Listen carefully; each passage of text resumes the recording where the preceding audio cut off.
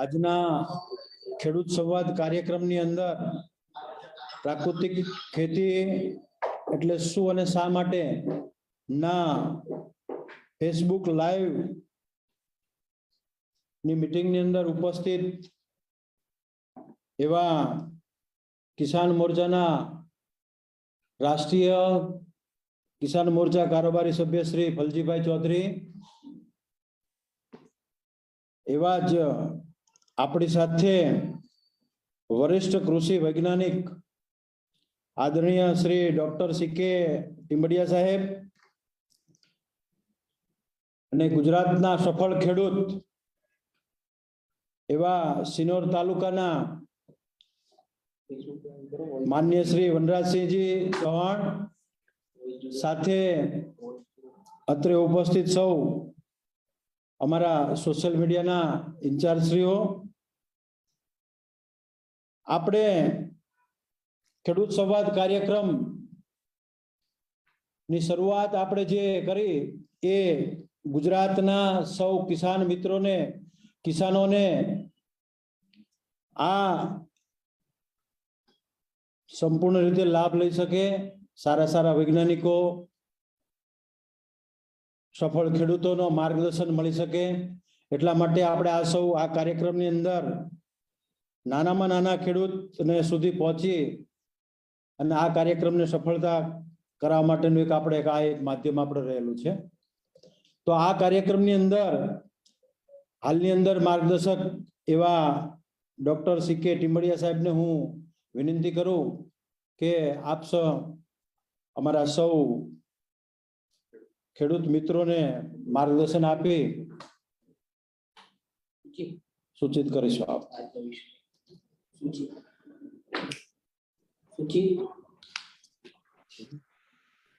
સૌને નમસ્કાર. નમસ્કાર. સુપ્રભાતમ. ખાસ કરીને આજના દિવસે પ્રાકૃતિક કૃષિ અને શા માટે એ વિષય ઉપર અમને આમંત્રિત કરી અને ગુજરાતના ખેડૂતોને લાભ આપવા માટેનો એક જે અમને તક આપી એ બદલ આપ સર્વનો હું આભાર માનું છું. મને લાગે છે કે આજની આ વાતમાં આપણી વચ્ચે મહાનુભાવો પણ ઉપસ્થિત છે. ફલજીભાઈ સાહેબ કહ્યું, અમારા હિતેશભાઈ અને અમારા નવસારી જિલ્લાના ખેડૂત દીપકભાઈ અને આશીષભાઈ અને આપ સર્વો. ખાસ સીધી વાત ઉપર આવીએ, કૃષિની પરિસ્થિતિ વિશે આપ સૌ કિસાનો સુવિદિત છો. આપણું રાજ્ય ખેતીમાં હરિત ક્રાંતિ પછી પણ ખૂબ સારો પરફોર્મ કરી અને ઉત્પાદનો વધારવાથી માંડી અને ટેકનોલોજી અપનાવવા બાબતે પણ ખેડૂતો ખૂબ આગળ વધ્યા. અત્યારની જે પરિસ્થિતિ છે એમાં આજનો વિષય ખાસ એટલા માટે પસંદ કર્યો હશે, મને એવું લાગે છે કે રાજ્ય સરકાર અને ભારત સરકાર અને આખું વિશ્વ પણ અત્યારે વિચારી રહ્યું છે કે bringing farming back to the nature, એટલે કે આપણી ખેતીને પાછી કુદરતી અને પ્રકૃતિને આધીન આપણી ખેતી થાય એ દિશામાં આપણે બધાએ જવું પડે એવી પરિસ્થિતિ સર્જાય છે. આપ સર્વ એનાથી વાકેફ છો, ત્યારે હું થોડાક મારા વિચારો અહીંયા રજૂ કરવા માંગુ છું. ખાસ કરીને નવસારી કૃષિ યુનિવર્સિટીના એક સાયન્ટિસ્ટ તરીકે છેલ્લા 30 વર્ષથી આ યુનિવર્સિટીમાં અને 2014 થી પહેલા સેન્દ્રિય ખેતી અને પછી હવે પ્રાકૃતિક ખેતીની જ્યાં સુધી અમને વાત સમજાય, વૈજ્ઞાનિક અભિગમો જે જાણ્યા અને પછી અમને એવું લાગ્યું કે હવે મોડું કર્યા વગર આપણે રાજ્યના અને દેશના ખેડૂતોને પ્રાકૃતિક ખેતીથી જાગૃત કરી અને એ દિશામાં ખેડૂતોને આપણે આગળ લઈ જવા, એ આશયથી આજે આપણે થોડી ચર્ચા કરીશું. મારું પ્રેઝન્ટેશન પણ હું અહીંયા શેર કરવા માંગુ છું, મને એમાં પરમિટ કરશો, જેથી આપણે થોડી પ્રેઝન્ટેશનના માધ્યમથી થોડી વાતને વધારે સારી રીતે આપણે સમજી શકીએ. અહીંયા મારો વિષય છે પ્રાકૃતિક ખેતી એટલે શું અને શા માટે. અહીંયા આપણે જોઈએ છીએ, હા મારું પ્રેઝન્ટેશન દેખાય છે? હેલો, પ્રેઝન્ટેશન જોવા મળે છે? આ જોવા મળે છે, દેખાય છે. Okay okay.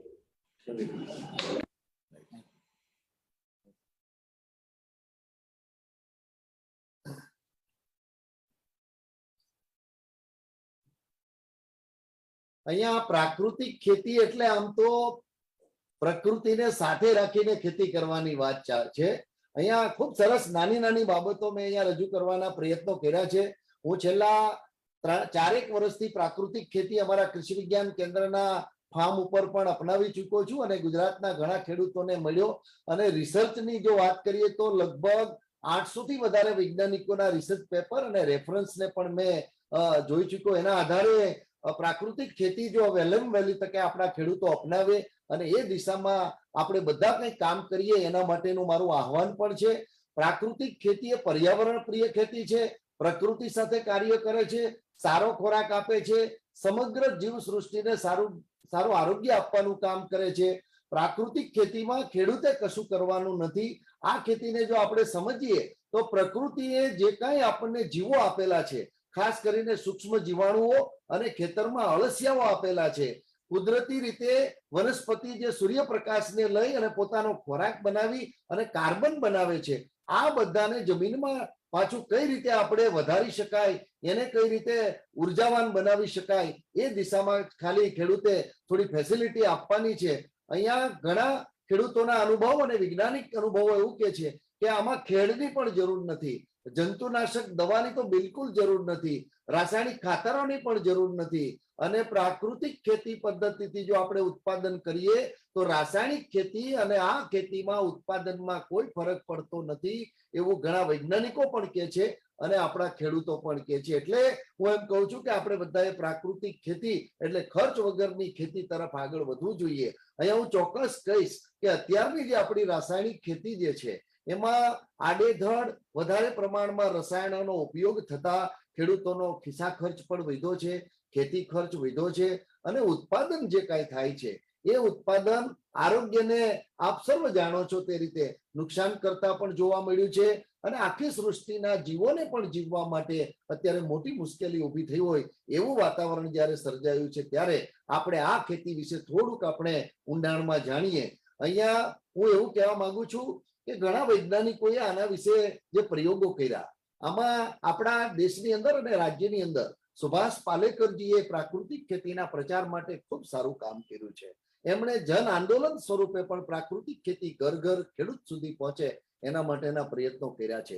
આ ખેતી માટે જાપાનની અંદર પણ 1975માં એક એમ ફુકુઓકા નામના જે વૈજ્ઞાનિક હતા એણે એની એક બુક લખી છે ધ સ્ટ્રો ઇન રિવોલ્યુશન. એટલે કે એમણે એવું કહ્યું છે કે આ ખેતીની અંદર કોઈ પણ પ્રકારના રસાયણના ઉપયોગ વગર પ્રકૃતિને સાચવીને રાસાયણિક ખેતીમાં જે ઉત્પાદન મળે છે એટલા ઉત્પાદનો આની અંદર મળે છે. તો હું તમને થોડુંક આનું વિજ્ઞાન સમજાવવા માંગીશ કે આપણે જે કાંઈ ખેતી કરીએ છીએ એમાં જમીન જે છે એ ખૂબ મોટો એક ભાગ છે.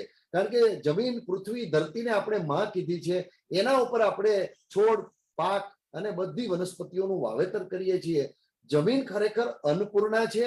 આની ઉપર વૈજ્ઞાનિક રીતે જો આપણે જોઈએ તો કોઈ પણ પાકને જમીનમાં આપણે ઉગાડીએ ત્યારે જમીનની અંદર સૂક્ષ્મ જીવાણુઓ એટલે કે બેક્ટેરિયાઓની વસ્તી જો વધારે હોય તો જ આપણા ખેતી પાકોને પોષણ મળી રહે છે. આ બેક્ટેરિયાઓને ખેતી પાકના રસોઈયા તરીકે મૂલવવામાં આવ્યા છે. તત્વો જમીનમાંથી છોડ ઓછા લે છે. અહીંયા આપણે એક વૈજ્ઞાનિક હું તમને દાખલો આપવા માંગુ છું કે 1.5 થી 2% તત્વો જમીનમાંથી છોડ લે છે. 98% એની જરૂરિયાત જે છે એ હવા, સૂર્યપ્રકાશ અને પાણીમાંથી લે છે. એટલે આ વૈજ્ઞાનિક રીતે પણ પ્રૂવ થયું છે. અને અહીંયા ખાસ જે 2% તત્વો જમીનમાંથી જે લેવાની વાત છે એને આપવા માટે સૂક્ષ્મ જીવાણુઓનો બહુ મોટો રોલ છે અને એ આપણે થોડુંક સમજવાની જરૂર છે. પ્રાકૃતિક ખેતીની અંદર જો આટલું સમજાઈ જાય તો જમીનને સુપોષિત કરી દેવામાં આવે, જમીનને આપણે ઉર્જાવાન બનાવી દેવામાં આવે તો એમાં પોષણ પાકને સારા મળતા છે.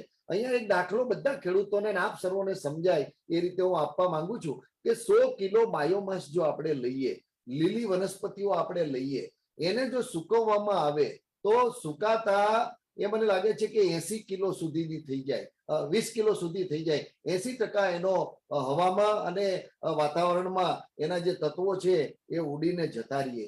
સાથે સાથે આ સૂકો ચારો જે બચ્યો છે એને જો સળગાવવામાં આવે તો ખાલી 2 કિલો જેટલી રાખ રહે છે. એટલે કહેવાનો અર્થ એ છે કે 100 કિલો બાયોમાસ કુદરતમાં જે બને છે એમાંથી 2% તત્વ છે એ જમીનમાંથી લે છે. પ્રકૃતિનો એક નિયમ છે કે જે વસ્તુ જ્યાંથી આવી ત્યાં પાછી પરત થાય છે.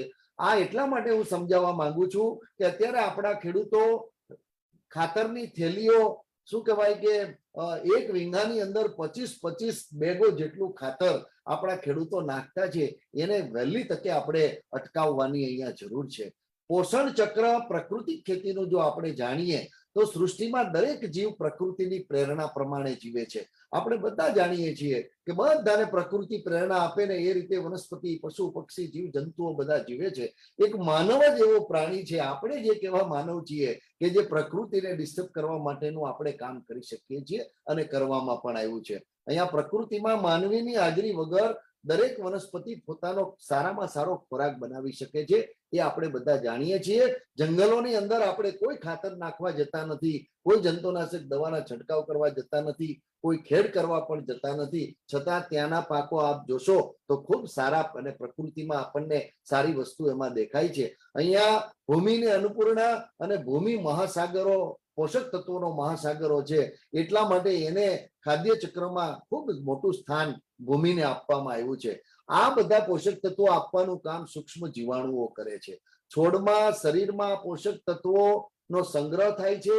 એના આયુષ્યની સમાપ્તિ બાદ પાછા એ જીવાણુઓ એને વિઘટન કરી અને જમીનની અંદર હ્યુમસ રૂપે ફરી બીજા પાક માટે આપવાનું કામ કરે છે. અહીંયા પ્રાકૃતિક ખેતીની અંદર એક જ વાત હું આપને કહેવા માંગુ છું કે આપણે ફૂલ, બીજ અને ફળ એ આપણો અધિકાર છે, એ આપણે લઈએ. બાકીના જે કઈ અવશેષો વધ્યા એ કોઈ પણ હિસાબે એ પાછા જમીનની અંદર એની ઉર્વરક શક્તિ વધારવા માટે જવા જોઈએ. જો પશુપાલન આપણી પાસે હોય તો ઘાસના ચારા સ્વરૂપે પશુપાલનના માધ્યમથી ગોબર, ગૌમૂત્ર કે એમના છાણ મારફતે આપણે પાછા ખેતરમાં નાખીએ. અન્યથા પાકના અવશેષોને આપણે કોઈ પણ રીતે કમ્પોસ્ટ બનાવીને અથવા જમીનની અંદર એને ઢબોરીને પણ પાછા આ અવશેષો ખેતરમાં જવા જોઈએ.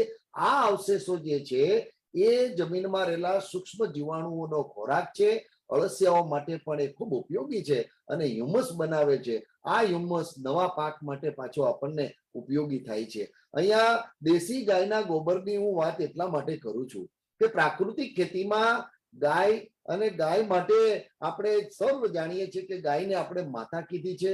ગાય માટે પણ અત્યારે ઘણા બધા સંશોધનો થયા, જર્મનની અંદર થયા, આપણા દેશની અંદર થયા. હું પ્રાકૃતિક ખેતીમાં દેશી ગાય શા માટે એનો એક દાખલો આપને આપવા માંગુ છું. ઇજ્જતનગર ખાતે Indian institute of veterinary research સાયન્સની એક સેન્ટ્રલની એક મોટી કચેરી છે. એમાં એક સંશોધન કરવામાં આવ્યું કે શંકર ગાય અને અન્ય પશુઓની સાથે સાથે દેશી ગાય એને એક સરખી માવજત 21 દિવસ સુધી આપવામાં આવી. એક સરખો ખોરાક શંકર ગાયને અને દેશી ગાયને આપવામાં આવ્યો. 21 દિવસ પછી આ ગાયોના જે દ્રવ્યો ગોબર અને ગૌમૂત્ર જે મળ્યા એમનું પૃથ્થકરણ કરવામાં આવ્યું તો અંતે એવું જોવા મળ્યું કે એક સમાન માવજત હોવા છતાં પણ આપણી દેશી ગાય જે છે એના ગોબરમાં પોષક તત્વોનું પ્રમાણ સવિશેષ જોવા મળ્યું. ઘણા વૈજ્ઞાનિક તારણો એવા છે કે દેશી ગાયના ગોબરમાં 1 ગ્રામ ગોબરમાં 300 થી 500 કરોડ એવા સૂક્ષ્મ જીવાણુઓ છે કે જે જમીનની ફળદ્રુપતા વધારવાનું કામ કરે છે. શંકર ગાય અને અન્ય પશુઓના ગોબરની અંદર આ 1 ગ્રામમાં 70 થી 80 લાખ વધુમાં વધુ 1 કરોડ જ સૂક્ષ્મ જીવાણુઓ જોવા મળ્યા છે. એટલે આપણે સમજી શકીએ કે દેશી ગાય જે છે એમાં 300 ગણા બેક્ટેરિયાઓ છે અને એના હિસાબે આ બેક્ટેરિયાઓ આપણી જમીનની ફળદ્રુપતા વધારવાનું કામ કરે છે અને પોષક તત્વો પૂરા પાડવાનું કામ કરે છે. એટલે અહીંયા કોઈ ધર્મની રીતે નહીં પણ સાયન્સની રીતે જો આપણે ગાયને જોઈએ, શાસ્ત્રોમાં તો ખૂબ સારી વાતો કરી છે. યજુર્વેદમાં લખ્યું છે કસ્ય માત્ર ન વિદતે, એટલે કે આ સૃષ્ટિ ઉપર, આ પૃથ્વી ઉપર એવું કયું પ્રાણી છે કે જેની તુલના કોઈ સાથે થઈ શકતી નથી. બીજા શ્લોકમાં એવો જવાબ આપેલો છે ગોસ્તુ માત્ર ન વિદ્યતે, એટલે કે ગાય એક એવું પ્રાણી આ પૃથ્વી ઉપર છે કે એની તુલના કોઈ સાથે થઈ શકતી નથી. ઇવન જનની સાથે પણ એની તુલના થઈ શકતી નથી. આટલું આપણા શાસ્ત્રની અંદર ગાયો વિશે કહેવામાં આવ્યું છે. ત્યારે મિત્રો આજનું વિજ્ઞાન પણ એવું કે છે કે ગાયોના એક દ્રવ્યમાંથી અને આ એટલા માટે હું કહું છું કે ગાયની અંદર જે વિજ્ઞાન જે અત્યારે સંશોધન થયા, તો ગૌમૂત્રની અંદર જે પોષક તત્વો જોવા મળ્યા છે, એ પોષક તત્વો ચરતી ગાય જો હોય ને એના ગૌમૂત્રનું પૃથ્થકરણ જ્યારે કરવામાં આવ્યું, તો આપણી પૃથ્વીમાં જે તત્વો છે, આપણી ખેતીની જમીન જે શું કહેવાય ઉર્જા શક્તિ વાળી જમીનમાં જેટલા પોષક તત્વો છે, એટલા પોષક તત્વો ગૌમૂત્રમાં જોવા મળ્યા છે. અહીંયા એક જ આપણે જોવાનું છે કે આ બધું જે ચક્ર છે, જૈવિક ચક્ર, એમાં ખેતી સાથે ગાય અને પશુપાલનને લઈને આપણે જો આગળ વધીએ તો આ પ્રાકૃતિક ખેતી ખૂબ સારી રીતે થઈ શકે. અહીંયા એક આચ્છાદાનની વાત હું આપને વચ્ચે કરી દઉં. આચ્છાદાન આજે આપણા ખેડૂતો કરતા નથી. બાગાયતી પાકોમાં અને હારમાં વવાતા પાકોની અંદર જો ખેતી પાકોના અવશેષોથી આચ્છાદાન કરવામાં આવે, તો આ ખેતી પાકોના અવશેષોનું જે આચ્છાદાન છે એ સડીને ખાતર સ્વરૂપે જમીનમાં જાય છે, જમીનના સૂક્ષ્મ જીવાણુઓનો ખોરાક બને છે. આચ્છાદાન કરીએ ત્યારે જમીનમાં ભેજનો સંગ્રહ થાય છે. અરે ઘણી વખત તો આ સૂક્ષ્મ જીવાણુઓ અને અળસિયાઓ માટે કામ કરવા માટેનું ખૂબ સારું વાતાવરણ આ આચ્છાદન એટલે કે આવરણ કરે છે. અહીંયા ઘણા ખેડૂતો આવા સૂકા અવશેષોનો આચ્છાદન નથી કરી શકતા. એમને અમે એવું કહીએ છીએ કે તમે કોઈ પણ ખેતી પાક વાવો તો એના વચ્ચેના ભાગની અંદર જીવંત પાકના આચ્છાદન કરો. લાઈવ ક્રોપ એટલે કે દાણા, મેથી અને એવા નાના નાના પાકો છે કે આપણી જમીનને ઢાંકીને આપણે એનું ઉત્પાદન લઈ શકાય. આ બધી દિશામાં પણ ખેડૂતોએ આગળ વધવાની જરૂર છે.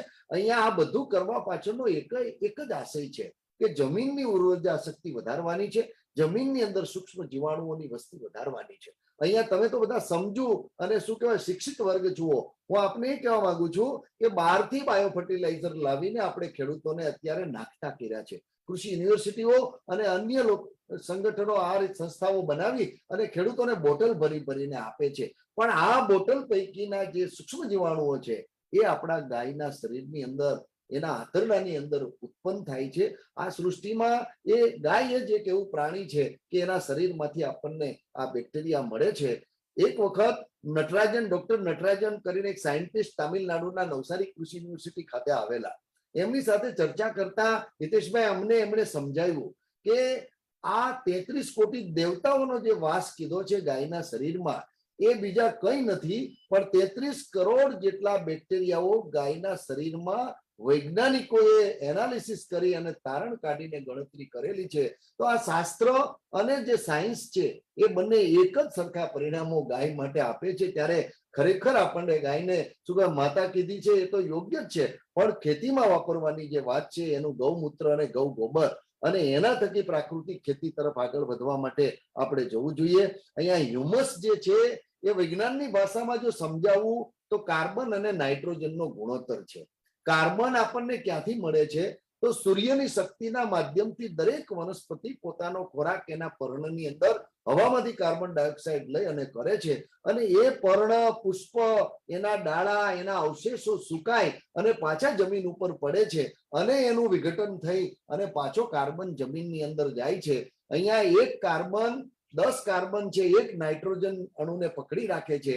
જેમ સેન્દ્રિય કાર્બનનું પ્રમાણ જમીનની અંદર વધારે થાય એવી એ જમીનને આપણે ખૂબ સારી કીધી છે. માનવ શરીરની અંદર જેમ હિમોગ્લોબિનનું પ્રમાણ વધારે હોય એમ સેન્દ્રિય કાર્બનનું પ્રમાણ જો જમીનની અંદર વધારે હોય તો આપણે એવી ખેતી એ જમીનમાં કોઈ પણ પ્રકારના રાસાયણિક ખાતર વગર પણ આપણે પ્રાકૃતિક ખેતી સારી કરી શકીએ. અહીંયા હું ખાલી સમજાવવા એ માંગુ છું પ્રાકૃતિક ખેતી એટલે શું.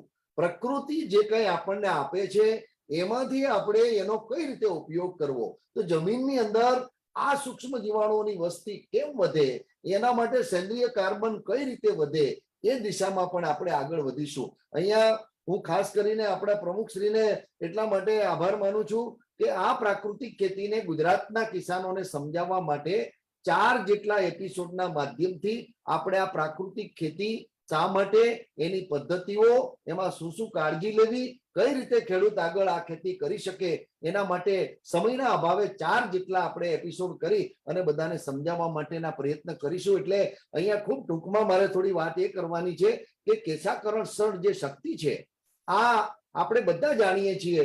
જેમ દીવો હોય, દીવામાં દિવેટને આપણે સળગાવીએ તો ઉપર આપણને અગ્નિ મળે છે. દિવેલ દીવાના દિવેટિયામાં હોય છે ત્યાંથી ધીરે ધીરે આપમેળે ખેંચાય અને આપણને પ્રકાશ મળે છે. આ જ સિદ્ધાંતનો ઉપયોગ જમીનની અંદર થયો છે. અહીંયા હું આપ સર્વોને કહેવા માંગુ છું કે જમીન જે છે એ પોષક તત્વોનો મહાસાગર છે.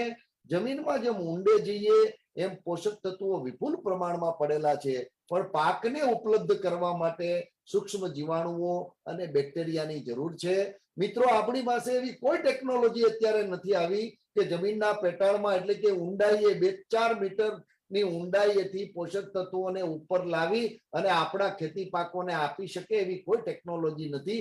એના માટે પ્રકૃતિએ જે સૂક્ષ્મ જીવાણુઓનું નિર્માણ કર્યું છે અને જે અળસિયાનું નિર્માણ કર્યું છે એ જ આપણને કામ આવી શકે. એટલે અહીંયા હું ભારપૂર્વક કહેવા માંગુ છું કે પ્રાકૃતિક ખેતીમાં આનું જો જતન નહીં કરવામાં આવે તો આપણે પ્રાકૃતિક ખેતી કરી શકીશું નહીં. અને જો આને કામે લગાડીશું તો બીજું આપણે કશું કરવું નથી પડતું. એનું પણ આપણા ખેડૂતોએ પોતાના ખેતરમાં મોડેલ બનાવી અને આપણને બતાવી દીધું છે. અહીંયા ચક્રવાત કહેતા વરસાદી વાતાવરણ, વરસાદમાં જ્યારે વાદળ થાય, એના ગાજગીજ થાય, એની વીજળી થાય, ત્યારે વિજ્ઞાન પણ ત્યાં કામ કરે છે. હવામાં રહેલો 78% નાઇટ્રોજન પૈકીનો ઘણો નાઇટ્રોજન આ પાણી સાથે ભળી અને આપણી પૃથ્વી ઉપરના પાકોને, છોડને, આપણા ખેતરની વનસ્પતિઓને મળે છે. અહીંયા ચક્રવાત ઘણું બધું બીજું કામ આપણને કરે છે. ઝાડ છોડની પરીક્ષા પણ ચક્રવાત કરે છે. સૃષ્ટિની અંદર એક નિયમ છે કે સબળ હોય એને સંવર્ધન કરે છે અને દુર્બળ હોય એનો નાશ કરે છે. આ ચક્રવાત આ પૃથ્વી ઉપર જંગલો, વનસ્પતિઓ અને પાકો માટે પણ નાઇટ્રોજન આપવાનું કામ કરે છે. એક વૈજ્ઞાનિકોનો અંદાજ છે કે આપણે કોઈ રાસાયણિક ખાતરના થેલા ન નાખીએ છતાં પણ આ પૃથ્વી પર 1750 લાખ મેટ્રિક ટન જેટલો નાઇટ્રોજન આપણા પૃથ્વી ઉપર ઉગેલા છોડ, પાક અને આપણી વનસ્પતિઓને કુદરત એની રીતે આપે છે. એટલે એવું આપણે નહીં ભૂલીએ કે રાસાયણિક ખાતર હોય તો જ આપણે ખેતી પાક કરી શકીએ. હું એક સાયન્ટિસ્ટ તરીકે કહેવા માંગુ છું કે જ્યારે હરિત ક્રાંતિની જરૂરિયાત હતી, રાસાયણિક ખાતરની આપણે જરૂરિયાત હતી, ત્યારે આપણે લાવ્યા, આપણે ઉત્પાદનો વધાર્યા, પણ અત્યારે ઉત્પાદનો આપણી પાસે પૂરતા છે, અનાજના ભંડારો ભરેલા છે, ત્યારે ગુણવત્તાયુક્ત અને ખાસ કરીને સમાજના લોકોને તંદુરસ્ત અને આરોગ્યમય જીવન પ્રદાન કરવા માટે ગુણવત્તાયુક્ત વિષ મુક્ત ઉત્પાદન માટેની જ્યારે જરૂર છે ત્યારે આપણે ખાસ કરીને આ ખેતી તરફ આગળ વધીશું. અહીંયા દેશી અળસિયાની થોડી કામગીરી બાબતે હું કહેવા માંગુ છું કે પ્રાકૃતિક ખેતીમાં એ કઈ રીતે કામ કરે છે. અળસિયાઓ રાત દિવસ કામ કરી શકે છે ને આપ જાણો છો તેમ અળસિયું 10 થી 12 ફૂટની ઊંડાઈએ જાય છે. દેશી અળસિયું માટી જ ખાય છે, માટી નીચેથી ખાય અને ઉપર આવે છે અને ઉપર આવીને અગાર કરે છે. આ અગારની અંદર નાઇટ્રોજન વધારે છે, ફોસ્ફરસ વધારે છે, પોટાશ વધારે છે અને અળસિયું જે જમીનમાંથી બહાર આવે છે, જે રસ્તે એકવાર આવે એ રસ્તે બીજી વાર જતું નથી. એ જ્યાંથી નીકળે છે ત્યાં ચારે બાજુ પ્રવાહીનું લીપણ કરે છે. એટલા કેટલાય હોર્મોન્સ અને એન્ઝાઇમ છોડે છે જે આપણા પાકને વિકાસ કરવા માટેની તક પૂરી પાડે છે. અહીંયા આ અળસિયાઓ ઊંડાઈમાં પડેલા પોષક તત્વોને પણ ઉપર લાવી અને આપણા પાકને આપવાનું કામ કરે છે. આપણે જાણીએ છીએ રીતે પાન એ ખોરાક બનાવવાનું કારખાનું છે. દરેક વનસ્પતિના પાન હવામાંથી કાર્બન ડાયોક્સાઇડ લે છે, પાણી લે છે અને સૂર્યપ્રકાશની હાજરીથી એક શક્તિ પ્રાપ્ત કરી અને એનું ઉત્પાદન કરવા માટેના એ પ્રયત્ન કરે છે. પ્રાકૃતિક કૃષિમાં ભૂમિ સુપોષણનો ઉપર આપણે ખૂબ ભાર આપીએ છીએ. વૈજ્ઞાનિક તપાસના પરિણામો બતાવે છે કે જમીનમાં તમે જેટલા ઊંડા જાઓ એટલા ખનિજ તત્વો વધારે મળે છે અને આ ખનિજ તત્વોને ઉપર લાવવા માટે સૂક્ષ્મ જીવાણુઓ અને અળસિયાઓ જ અહીંયા કામ કરે છે. પ્રાકૃતિક કૃષિને કેટલાક પાસાઓ આપણે સમજશું એટલે આપણને ખ્યાલ આવી જશે કે પ્રાકૃતિક ખેતી એટલે શું. અહીંયા અળસિયાઓની કામગીરી અને સૂક્ષ્મ જીવાણુઓની કામગીરી અને આપણા પાકના અવશેષોનું સેન્દ્રિય ખાતર સ્વરૂપે જમીનમાં આપવાની કામગીરી, સૂર્યપ્રકાશની કામગીરી, આ બધાની અંદર જો આપણે ખરેખર આગળ વધીએ તો ખાલી 10% જેટલા પાણીના ઉપયોગથી આપણે ખેતી પાકને કરી શકીએ છીએ. વધારે વરસાદ હોય તો આ અળસિયાએ જમીનમાં પાડેલા છિદ્રો વાટે, પાણી જમીનની અંદર ઉતરી જાય, ભૂગર્ભની અંદર પાણીની ગુણવત્તા સુધરે, ભૂગર્ભમાં પાણીનો જથ્થો પણ વધે છે. આ રીતે વીજળીની પણ આપણે બચત કરી શકીએ. 90% સુધી આપણે પાણીની બચત કરી શકીએ એવું પ્રાકૃતિક કૃષિ કરતા ખેડૂતોનું પણ એક તારણ છે. આ પદ્ધતિમાં પાક ઉત્પાદન રાસાયણિક તેમજ સજીવ ખેતી પદ્ધતિથી વધારે થાય છે. અહીંયા મિત્રો આ પ્રાકૃતિક કૃષિમાં હું એક વાત ચોક્કસ કરવા માંગુ છું. મને લાગે છે કે સમય પણ મને બહુ પરમિટ નહીં કરે એટલે ખૂબ ઝડપથી મારી વાતને હું આપની સમક્ષ રાખું છું. ઓર્ગેનિક ખેતી, સજીવ ખેતી, જૈવિક ખેતી આ બધી ખેતીની અંદર આપણે બહારથી ઇનપુટ લાવીને ખેતી કરવાની છે. પ્રાકૃતિક ખેતીની અંદર એક પણ વસ્તુ બહારથી લાવવાની નથી. ફક્ત આપણા ઘરે ગાય બાંધેલી હોય અને આપણી આજુબાજુની વનસ્પતિનો ઉપયોગ કરી અને એના થકી આપણે પાકને પોષણ આપવાના પ્રયત્નો અને પાકને આવતા રોગ અને જીવાતના નિયંત્રણ માટેના પગલા લેવાના છે. અહીંયા એક વાત હું ચોક્કસ કહીશ કે પ્રાકૃતિક ખેતીની અંદર ખેતરમાં એક પાકની જગ્યાએ અનેક પાકો વાવવાની ભલામણ છે. પહેલા આપણે લોકો મિશ્ર પાક આંતરપાક કરતા જ હતા. આપણું પહેલા કોઈ ખેતર એવું નહીં હતું કે ખાલી એક જ પાક હોય. આપણા વડવાઓ શેઢે પાડે પણ કઠોળ છે, મકાઈ છે, આવા અનેક પાકો અંદર અંદર વાવેતર કરતા હતા. વિજ્ઞાન એવું કે છે કે તમે આ રીતે જયારે મિશ્ર પાક પદ્ધતિ અપનાવો ત્યારે એક પાક જે છે એ બીજા પાકને પોષણ આપવાનું કામ કરે છે. કઠોળ વર્ગના પાક છે એ અન્ય પાકોને નાઇટ્રોજન આપવાનું કામ કરે છે. અન્ય પાક બીજા પાકોને ફોસ્ફરસ અને પોટાશ આપવાનું કામ કરે છે. સાથે સાથે અનેક પાકો ખેતરમાં જ્યારે ખેડૂત વાવે છે ત્યારે રોગ અને જીવાત લાગતા નથી. વૈજ્ઞાનિક ભાષામાં જો કહું તો પુષ્પુલ ટેકનોલોજી એમાં કામ કરે છે. એક ખેતરની અંદર મિશ્ર પાકો કરેલા છે. બહારથી રોગ અને જીવાતના જંતુઓ આવી અને આ ખેતરમાં જ્યારે અંદર આવે છે ત્યારે એ માનસિક રીતે ગૂંચવાઈ જાય છે કે આમાં કયા છોડ ઉપર મારે જઈને બેસવું. એટલે એ કન્ફ્યુઝ થઈ જાય છે અને રોગ અને જીવાતનું આક્રમણ પણ મિશ્ર પાક જ્યારે વાવેલા હોય ત્યારે ઓછું જોવા મળે છે. મિત્રો, એક વાત ચોક્કસ છે, હળદરના પાક સાથે તમે મરચીનું વાવેતર કરો તો મરચીમાં કોકડવો પણ નથી આવતો અને બીજી કોઈ ચૂસિયા જીવાત ન આવવાથી મરચીનું ઉત્પાદન પણ આપણને સારું મળે છે. આવી રીતે અત્યારે શિયાળુ પાકમાં કોબી અને ફ્લાવરની ખેતી છે તો એની અંદર આપણે ધાણા અને જો લસણ પાકના વાવેતર કરીએ તો એની સ્મેલથી કોબી અને ફ્લાવરમાં આવતી જીવાત અટકી જાય છે અને આપણે સારામાં સારું ઉત્પાદન લઈ શકીએ છીએ. તો આ રીતે પ્રાકૃતિક ખેતીના પાસાઓ ખૂબ આપણે ધ્યાનમાં લેવા જોઈએ. અહીંયા એક બીજી વસ્તુ છે કે અનેક પ્રકારના સૂક્ષ્મ જીવાણુઓ જમીનમાંથી પોષક તત્વોને છૂટા પાડવાનું કામ કરે છે. એટલે એમાં ઉત્પાદન જે આપણે લઈએ છીએ એની અંદર તમામ પ્રકારના પોષક તત્વો છે. આજે હું એક વાત એ પણ આપની સમક્ષ વર્ણન કરું કે ભારત સરકારની એક સંસ્થા ઇન્ડિયન ઇન્સ્ટિટ્યૂટ ઓફ ડાયટ, એમણે એક આર્ટિકલમાં જણાવ્યું છે કે ભારતની અંદર 30 વર્ષ પહેલા જે ઉત્પાદનો થતા હતા એના કરતા આપણા ખેડૂતોએ ઉત્પાદન વધાર્યું છે. પણ જે ઉત્પાદન થાય છે એમાં પોષણના મૂલ્યમાં 12% થી લઈ અને 76% જેટલો ઘટાડો થયો છે. મિત્રો, પોષણનું મૂલ્ય ઘટ્યું એટલે પહેલા એક પાલકની પૂડી ખાતા ત્યારે જે પોષક તત્વો મળતા એ અત્યારે 24 પૂડી આપણે પાલકની ખાઈએ ત્યારે આપણા શરીરની અંદર જાય છે. હું એમ કહેવા માંગુ છું કે આવું તમામ પાકોની અંદર થયું છે. આ બહુ નાની વાત નથી, આ ગંભીર અને ચિંતાજનક વિષય છે. આજે ઘણા પોષક તત્વોની ઉણપના હિસાબે આપણે સમાજમાં એવા રોગો, અરે વંધત્વનું પ્રમાણ તમે જુઓ કેટલું જોવા મળ્યું છે. આ બધી વાતો કરવા માટે, આ પ્રાકૃતિક ખેતીને સમજવા માટે હિતેશભાઈ સાહેબ ઓછામાં ઓછા 7 દાડા લાગે. અહીંયા આપ સર્વ મહાનુભાવો જુઓ, તમારા મગજની અંદર, તમારા હૃદયની અંદર આ પ્રાકૃતિક ખેતીને વિશે થોડીક સમજ આવે અને સાથે સાથે ખાતરી આપને મળે કે આ પ્રાકૃતિક ખેતીની અંદર જે ઉત્પાદનો મળે છે એ રાસાયણિક ખેતી કરતા પણ વધારે ઉત્પાદન આપણા ખેડૂતો લે છે. ખર્ચમાં પણ ઘણો ઘટાડો થાય છે અને આજે માનનીય વડાપ્રધાન સાહેબ કહે છે કે ખેડૂતને આપણે 2022 એટલે કે આ વર્ષમાં આવક ડબલ કરવાની જે વાત છે એ આ પ્રાકૃતિક ખેતીના માધ્યમથી આપણે ડબલ કરાવી શકીએ. ખેતી ખર્ચમાં ઘટાડો થાય એટલે આપણે ખેડૂતોની આવકમાં વધારો કરી શકીએ. અહીંયા હું એક વાત ચોક્કસ કહેવા માંગીશ કે પ્રાકૃતિક ખેતી કરતા ખેડૂતોના ઉત્પાદનોની માંગ વધી છે. અત્યારે અહીંયા નવસારી કૃષિ યુનિવર્સિટીમાં આજે બુધવાર છે, 12ની દિશામાં અમે એક પ્રાકૃતિક કૃષક બજાર શરૂ કર્યું છે.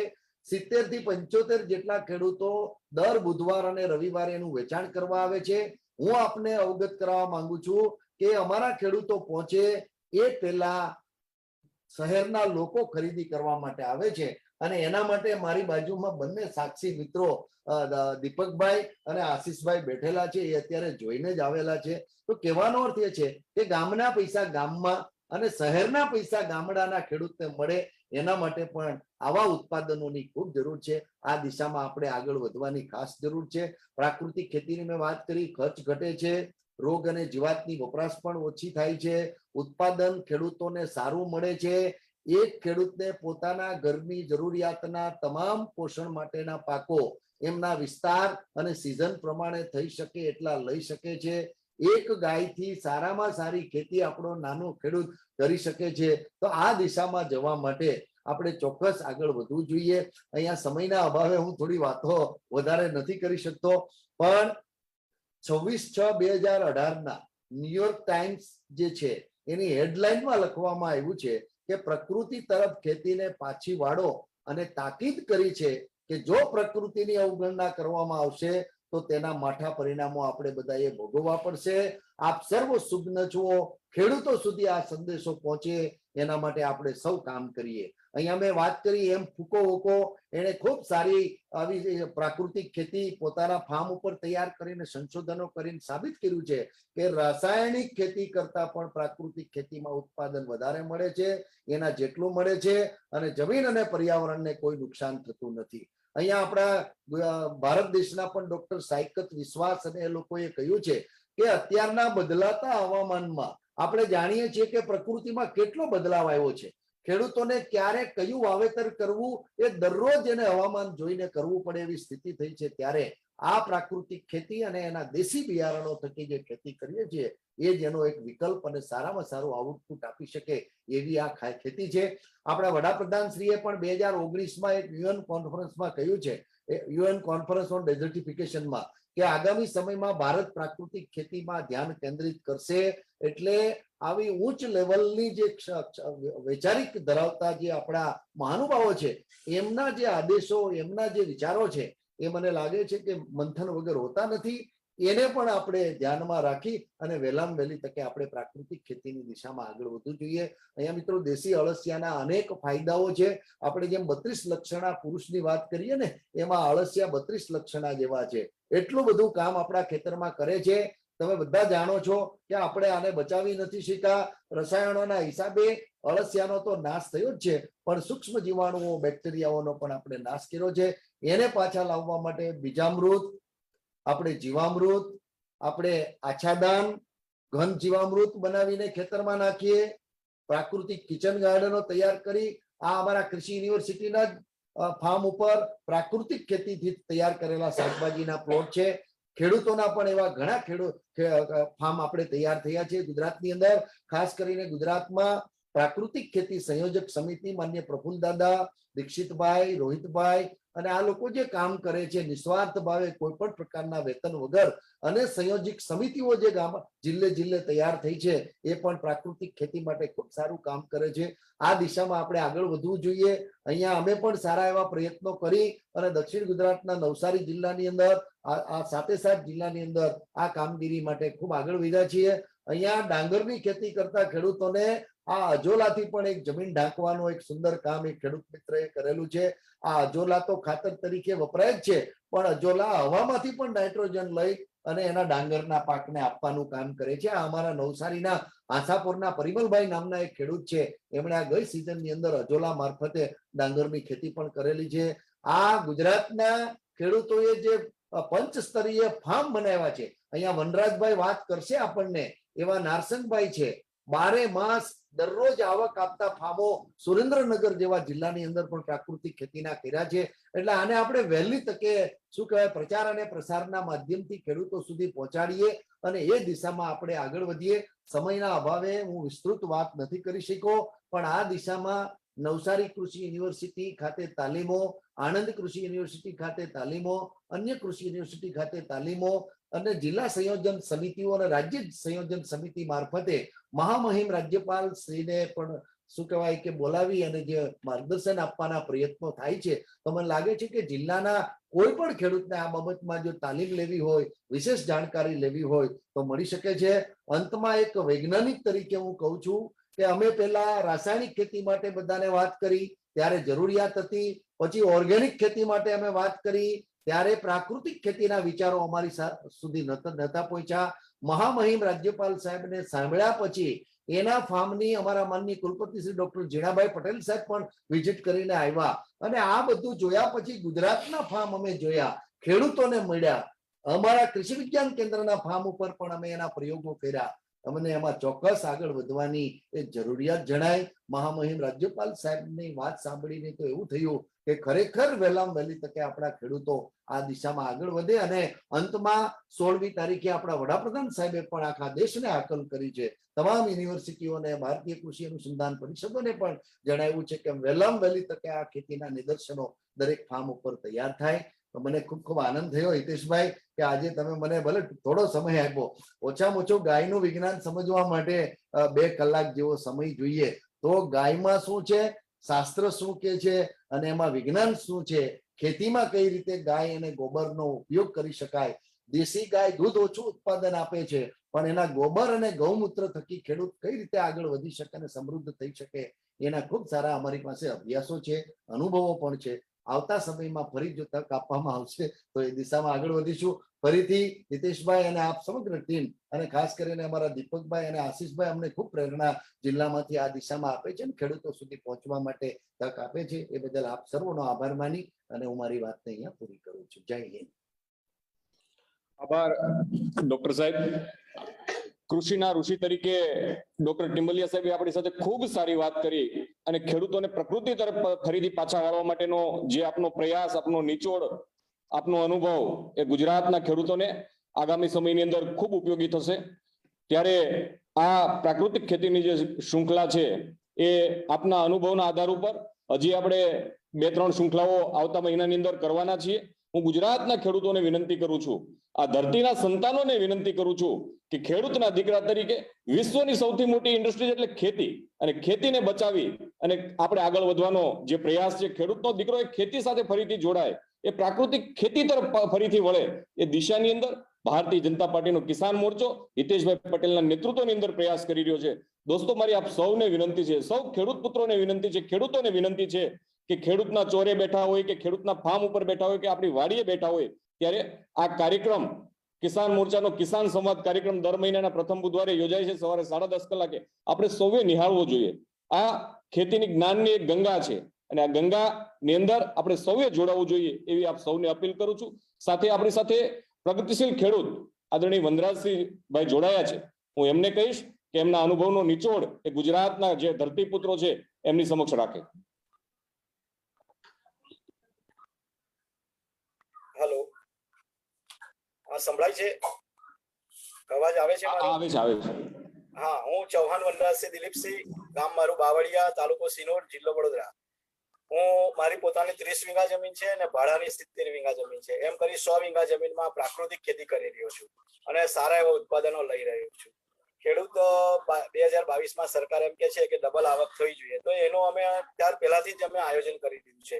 બજારમાં અમારી બધી જ વસ્તુ અમે ખાવાની જ પકાવીએ છીએ, તો એનાથી અમને સારા ભાવ મળી રહ્યા છે અને એમાં સારા ભાવ કરીને જે માર્કેટ વેલ્યુ છે એ જ ભાવે અમે વેચીએ છીએ. કોઈ વધારાનો ભાવ લેતા નથી, પણ ડાયરેક્ટ કસ્ટમરને પહોંચે છે. બજારમાં અમારો ભીંડો માર્કેટમાં જાય તો અમને 10 રૂપિયા મળે, પણ એ જ ભીંડો અમે ડાયરેક્ટ ગ્રાહકને આપીએ તો લારી પર વેચાય છે 50 રૂપિયા વેચાય, તો અમારો ભીંડો 50 રૂપિયા અમે ગ્રાહકોને આપીએ છીએ. તો લારીના જ ભાવ અમે લઈએ છીએ, એક્સ્ટ્રા કોઈ ભાવ લેતા નથી. એટલે ખાવાની જ બધી વસ્તુઓ આપીએ છીએ. અને સુભાષ પાલેકર નેચરલ ફાર્મિંગ, એનાથી અમે પંચસ્તરીય બાગબાની કરી છે. તો એમાં પહેલા એક મુખ્ય પાક આંબાનો છે મારું એક ફાર્મ. આંબામાં મુખ્ય પાક આંબા છે, એમાં કેળ છે, કેળની આજુબાજુ તુવેર હતી, તુવેર નીકળી જાય, એની આજુબાજુ હળદરનો પાક નીચે છે, વચ્ચે શાકભાજીના પાક છે, ફુલીવાર, કોબી, મેથી, પાલક, ધાણા, આ બધા જ પાકો. એટલે મુખ્ય પાક જે છે આંબા એ 5 વર્ષે આવે, પછી કેળનો પાક છે 1.5 વર્ષે આવે, તુવેરનો પાક છે 6 થી 8 મહિને આવે, શાકભાજીનો પાક છે 3 મહિને આવે. એટલે સતત આપણી આવક ચાલુ રહે, 2.5 મહિને, 3 મહિને, 4 મહિને, 6 મહિને, એટલે સતત આપણી આવક બંધ ના થાય એ પ્રમાણે છે. પછી બીજું પ્લોટ છે મારો, એમાં મુખ્ય પાક જામફળી છે, એમાં આજુબાજુ સરગવા છે, નીચે આદુ છે, વચ્ચેના ચાસમાં હળદર છે અને પપૈયા છે, અને નીચે ખુલ્લી જગ્યામાં મેથી, પાલક ને બધા ભાજીપાલા છે. અને ત્રીજો પ્લોટ છે મારો લીંબુનો, લીંબુના ચાસમાં પપૈયા છે, આજુબાજુ કેળ છે, અને વચ્ચે જે ખાલી જગ્યા રહે એમાં કાંદી ડુંગળી આવે. 1.5 મહિનામાં ડબલ આવક થઈ જાય. આટલી નાની ડુંગળી આવે એને તમે વાવો, 1.5 મહિનામાં તૈયાર થઈ જાય. એટલે 20 ગ્રામની ડુંગળી વાવો તો 80 ગ્રામની થઈ જાય, એટલે 3 થી 4 ઘરના પૈસા થાય. તો આપણે 50% ગણીએ તો ડબલ આવક થઈ જાય. એટલે ઘણી બધી વાતો એવી છે. પ્રકૃતિને પ્રકૃતિનું પાછું આપવું, આપણે ઝેર વગરની જમીન ધરતીને માં કહીએ અને માને ઝેર આપીએ છીએ, તો કઈ માં એવી હોય કે ઝેર આપ્યા પછી આશીર્વાદ આપે? તો આપણે સામાન્ય એક વાત કરીએ કે હાથ પર કેમિકલ મોનોકોટો હાથ પર પડે તો તરત ધોઈ નાખીએ છીએ, કેમ કે ચચરાટ થાય છે. તો આપણે ધરતી માને કોઈ દિવસ પૂછતા નથી કે માં તને ચચરાટ થાય છે કેમ? તો એ માને જો આપણું એ માનું જતન કરીએ તો એમાં આપણું 100% જતન કરે. અને ખેડૂતનો દીકરો વાવે 100 વીઘા જમીન, પણ થેલી લઈને ઝેર શાકભાજી લેવા ક્યાં જાય? તો ઝેર લેવા બજારમાં જાય છે. કોરાજન નામનું ઝેર આવે છે, શાકભાજીમાં સૌથી વધુ વપરાય, જે ભીંડા, ચોળી, તુવેર, ટામેટી, મરચા, એમાં સૌથી વધારે વપરાય છે. એમાં 15 દિવસ સુધી એ ખેતરમાં એ ઝેર વાપર્યા પછી પ્રવેશ નથી કરવાનો. એ ઝેર ત્રીજા દિવસે, આજે ભીંડામાં વાપર્યું, કાલે ભીંડા તોડ્યા, ત્રીજે દિવસ તો આપણા પેટમાં આવી જાય છે. જહર હમ ખેત મેં નહીં પેટ મેં ડાલ રહે. તો ત્રીજા દિવસ જે ખેતરમાં 15 દિવસ પ્રવેશ નથી કરવાનો, એ ઝેર ત્રીજા દિવસે પેટમાં આવી જાય છે. એટલે જહર હમ ખેત મેં નહીં પેટ મેં ડાલ રહે. તો ખેડૂતનો દીકરો હોય અને 100 વીઘા 50 વીઘા જમીન કરતો હોય તો એને થેલી લઈને માર્કેટમાં જવું ન પડે. પોતાના જ ખેતરમાં શાકભાજી અડધા વીઘાથી 5 વીઘાથી શરૂઆત કરે, પોતે સારું ખાતો થાય, અડોશ પડોશને સગાવાલાને સારું ખવડાવતો થાય. તો આ પ્રાકૃતિક ખેતી ખરેખર સારામાં સારું ઉત્પાદન આપે છે. ઓછું ક્યાંય ઉત્પાદન આવતી નથી. ખાલી સામાન્ય એક વાત કરું, કેળની મારી 1 વીઘામાં 700 છોડ છે. ઓછામાં ઓછું વજન ગણીએ આમ તો 30 કિલો 35 કિલોના લૂમ નીકળે છે. ઓછામાં ઓછું ઉત્પાદન ગણીએ તો 20 કિલોનું ગણીએ તો 20 કિલો ગુણ્યા એક થળિયું 800 રૂપિયાનું મારું થાય. અમે 40 રૂપિયા કિલો કેળા વેચીએ છીએ. તો 7 8 56 5,60,000 વીઘું પાકે છે. તો આ પ્રમાણે ખેડૂત વેપારી બને, પોતાનો માલ પોતે વેચતો થાય તો 100% આ દિશામાં આગળ વધી શકે છે.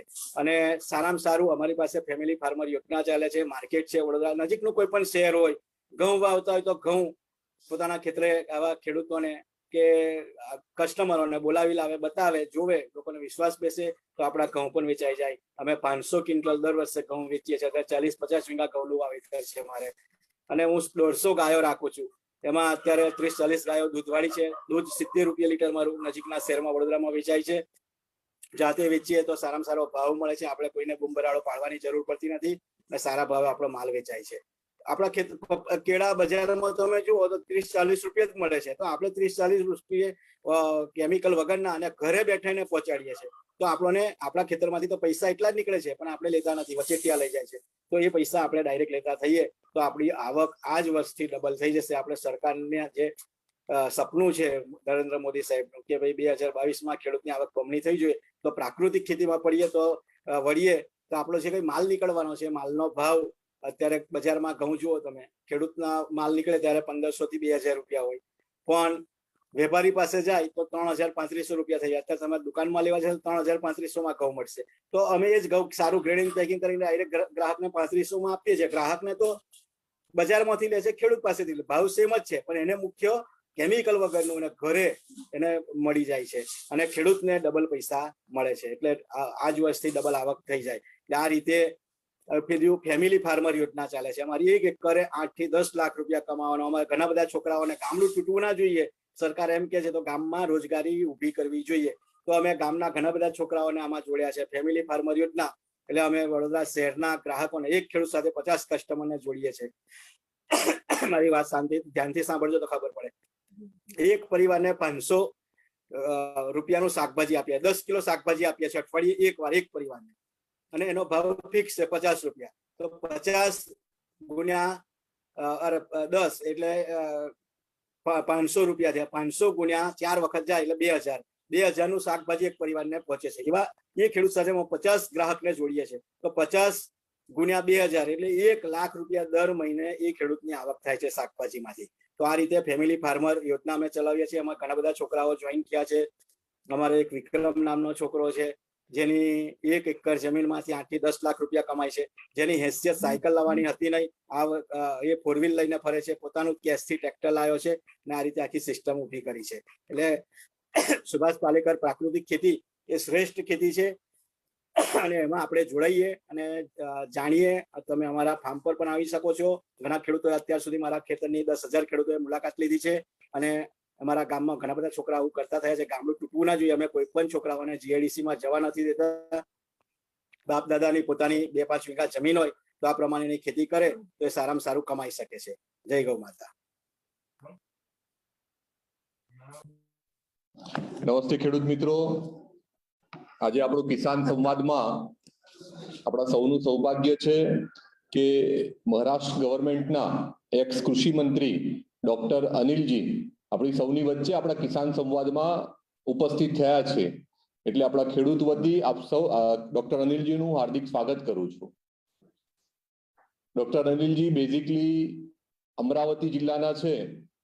એમનો એમડી મેડિસિન હોવા છતાં પણ તેઓ ખેતી સાથે જોડાયેલા છે. અત્યારે વર્તમાનમાં રાષ્ટ્રીય કિસાન મોરચાના મહામંત્રી તરીકેની જવાબદારી વહન કરી રહ્યા છે.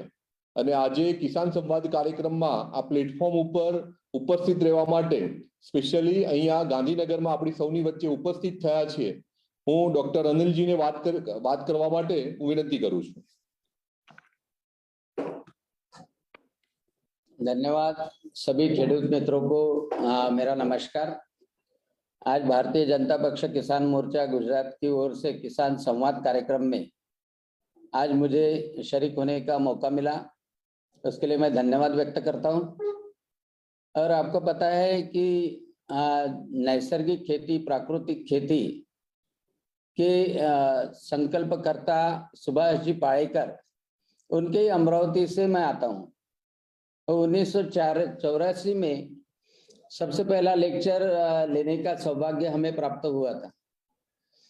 आज हम सभी को मालूम है कि ग्रीन रिवॉल्यूशन के बाद में हमने खादों का इस्तेमाल करना, इंसेक्टिसाइड, पेस्टिसाइड का इस्तेमाल करना बहुत बढ़ाया, और वो जरूरत भी थी, क्योंकि हमारी खाद्यान्न की आवश्यकता, अन्न सुरक्षा इतनी इम्पोर्टेंट थी कि आज हम निर्यातक्षम देशों में गिने जा रहे हैं। लेकिन उसका परिणाम ऐसा हुआ कि ज्यादा खादों की मात्रा के कारण हमारा जमीन का ऑर्गेनिक कार्बन वो कम होते गया। रीजन ही उसका एक ही है कि सॉइल में जो ऑर्गेनिक फ्लोरा रहता है, बैक्टीरियल फ्लोरा रहता है, जब बैक्टीरियल फ्लोरा कम होता है तो ऑर्गेनिक कार्बन का निर्माण होना कम होता है। नागपुर में सॉइल नाम की एक संस्था है। सॉइल नाम की संस्था जमीन का कार्बन वह मेजर करती है, जमीन का पीएच भी मेजर करती है। इतना ही नहीं तो बैक्टीरियल फ्लोरा कितने प्रमाण में है वो भी मेजर करती है। माननीय पंतप्रधान नरेंद्र जी मोदी के द्वारा जो मार्गदर्शन किया था, उसमें राज्यपाल महोदय आचार्य देवव्रत जी ने बहुत अच्छी तरह से सब लोगों को बताया कि जमीन में केचुए की मात्रा, ऑर्गेनिक बैक्टीरियल फ्लोरा यह होना इम्पोर्टेंट है। तो ज्यादा खादों के प्रमाण से हम जमीन की उत्पादन क्षमता खो रहे हैं। ऐसा महाराष्ट्र में, कर्नाटक में जो इरिगेटेड लैंड थी वहां पे भी हमें महसूस हुआ। जहां गन्ने की खेती थी वहां पे जमीन कम उपजाऊ होती गई, यानी उसको हमारे मराठी में चौपन बोलते हैं, चौपन होती गई। और उस वक्त वही किसान, वही खेडूत बोलने लगे कि इसके ऊपर उपाय क्या है। तो उस वक्त सुभाष जी पालेकर ने जो तंत्र निकाला कि देशी गाय जो है उसके विष्ठा में, शेन में बहुत सारा बैक्टीरियल फ्लोरा रहता है, और गोमूत्र उसको फ्लरिश करता है। तो उसके माध्यम से जीवामृत और घन जीवामृत यह बनाने के बाद में जीवामृत हम समझो उसमें डालते हैं तो जमीन का बैक्टीरियल फ्लोरा अच्छी तरह से बढ़ सकता है। यह प्रयोग करना निश्चित ही सभी लोगों के लिए अनिवार्य हो चुका है, क्योंकि जमीन का कार्बन न बढ़ाए तो कितना भी हम खाद डालें तो उसका यूटिलाइजेशन नहीं हो सकता, क्योंकि जब तक पोषक द्रव्य है, पोषक द्रव्य वो क्रॉप को मिलते हैं एंजाइम के माध्यम से, और वो एंजाइम का क्रिएशन करता है बैक्टीरियल फ्लोरा। इसलिए टोटली साइंटिफिकली भी हमें अभी प्राकृतिक खेती के तरफ कुछ अंश तक तो जाना बहुत ही जरूरी है। बहुत सारे हमारा एरिया कॉटन का एरिया है, हमारा एरिया ऑरेंजेस का एरिया है। इस वक्त तो हमने महसूस किया कि हमारे ऑरेंज के एरिया में फूड ड्रॉप का प्रमाण बहुत ज्यादा था, क्योंकि बेमौसम बारिश हुई, बेमौसम बारिश की वजह से फंगस डेवलप हो गई, जो फ्रूट को पकड़ के रहते हुए स्टॉक रहता है वहां पे फंगस डेवलप हो गई। वहां फंगस डेवलप होने के बाद में वो फूड ड्रॉप का प्रमाण बहुत ज्यादा दिखा। लेकिन ऐसे कुछ खेडूत थे कि जो प्राकृतिक खेती करते थे, प्राकृतिक खेती का अंश जीवामृत, घन जीवामृत यूटिलाइज करते थे, उनके इसमें फ्रूट ड्रॉप का, संतरे का, मौसम्बी का फ्रूट ड्रॉप का प्रमाण बहुत कम रहा। मैं जो एरिया से रहता हूँ वो मोर्शी में बाड़ा साहब सातपुते नाम के खेडूत है, तो उनके यहाँ 13 एकड़ पे संतरा है। आजू बाजू में बाकी के लोगों का फ्रूट ड्रॉप का प्रमाण बहुत ज्यादा था, इनके यहाँ फ्रूट ड्रॉप का प्रमाण नहीं था। दूसरी बात, इस वक्त के संतरे में रॉटन संतरा बहुत ज्यादा रहता था। तो जो लोगों ने यूरिया इस्तेमाल नहीं किया, घनामृत जीवामृत इस्तेमाल किया, घन जीवामृत इस्तेमाल किया, उनके इसमें रॉटन संतरा होने का प्रमाण कम था। तो क्रॉप की, फ्रूट्स की क्वालिटी भी बढ़ाने के लिए हमें प्राकृतिक खेती का परिणाम बहुत अच्छी तरह से मिल सकता है। कभी कभी ऐसा भी लगता है कि प्योर प्राकृतिक खेती या तो इंटीग्रेटेड फार्मिंग भी हम कर सकते हैं, उसको एकात्मिक खेती हम कह सकते हैं कि थोड़े प्रमाण में केमिकल फर्टिलाइजर का यूटिलाइजेशन करना। कल मेरा सौभाग्य है, कल मैं इफ्को के नैनो यूरिया प्लांट में गया कि एक यूरिया की बैग जितनी रहती है वो 250 ml के बोतल में नैनो यूरिया के माध्यम से इफ्को ने बनाया है। और यह यूरिया जो हम सॉलिड यूरिया, नीम कोटेड यूरिया जब डालते हैं तब 10 to 20% यूरिया यूटिलाइजेशन होता है, क्रॉप उसको यूटिलाइज कर सकता है। लेकिन जब हम पन्ने के ऊपर, फोलेट के ऊपर स्प्रेइंग करते हैं नैनो यूरिया का, तो 70 to 80% यूटिलाइजेशन फोटोसिंथेसिस के लिए होता है। तो उसके वजह से जब हम यूरिया सॉलिड फॉर्म में डालते हैं तो वह यूरिया डालने के बाद में उसका वेस्ट होने का प्रमाण ज्यादा है, उसमें नाइट्रेट ज्यादा जमीन में रहने का प्रमाण ज्यादा है, कर्ब कम होने का प्रमाण ज्यादा है। और जब नैनो यूरिया के माध्यम से हम स्प्रेइंग करते हैं तो यह सब साइड इफेक्ट कम होते हैं। मैं डॉक्टर हूँ और डॉक्टर यह चाहता है कि दवाई भी देनी चाहिए, लेकिन दवाई के साथ में उसके साइड इफेक्ट भी कम होने चाहिए। तो इसलिए मुझे लगता है कि आज भारतीय जनता पक्ष किसान मोर्चा के माध्यम से यह और प्राकृतिक खेती के ऊपर किसान संवाद कार्यक्रम किया है। तो एक शक्तिपूर्ण अन्न, विष मुक्त अन्न, यानी जिसमें पॉइजन नहीं रहना चाहिए, उसमें रेसिड्यूज नहीं रहना चाहिए।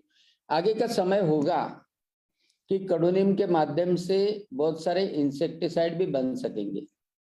हमारे यहाँ मकई के ऊपर लश्करी अड़ी, यानी उसको कौन सा लश्करी बोलते हैं, लश्करी वर्म जो रहता था, तो मैं जब कृषि मंत्री था तो उस वक्त हमने पहल की थी कि नीम का जो अर्क रहता है उसका स्प्रे किया तो उसके ऊपर प्रिवेंशन अच्छी तरह से हम कर सकते हैं। तो इंसेक्टिसाइड भी क्योंकि इंसेक्टिसाइड जो आज हम यूटिलाइज कर रहे हैं या तो हर्बिसाइड यूटिलाइज कर रहे हैं, तो आज जो डोज में हम यूटिलाइज कर रहे हैं उसका डोज बढ़ाना पड़ता है, क्योंकि जो इंसेक्ट रहते हैं उसमें भी रेजिस्टेंस डेवलप होता है। अब जब रेजिस्टेंस डेवलप होता है तो अल्टीमेटली हमें डोज बढ़ाना पड़ता है, वो पिंक बोलोवर्म के लिए रहे या लश्करी अड़ी के लिए रहे या तो बाकी के इंसेक्ट के लिए रहे।